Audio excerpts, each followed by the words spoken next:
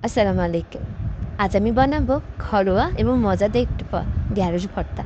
ভর্তা বলতে বেগুন, আলু, শুঁটকি এসব ভর্তাকে বেশি বোঝানো যায়। তো ঢ্যাঁড়স দিয়ে যে এত সুন্দর একটি ভর্তা হয় হয়তোবা কেউ জানে না। আমি ঢ্যাঁড়সগুলোকে ভালো করে ধুয়ে নিয়ে সিদ্ধ করে নিয়েছি, সাথে মরিচও অ্যাড করে দিয়েছি। ঢ্যাঁড়সটা সিদ্ধ হয়ে গেলে একটু তেলের করে হালকা ভেজে নেব।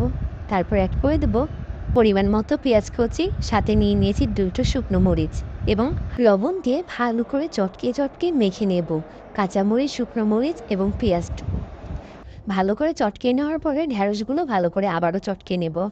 তারপরে অ্যাড করে দেব এক এক চামচ খাঁটি সরিষার তেল।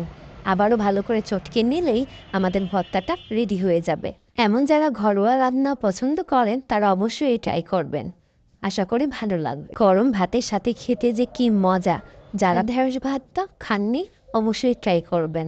আজ এই পর্যন্তই। সবাই ভালো থাকুন, সুস্থ থাকুন। আল্লাহ হাফেজ।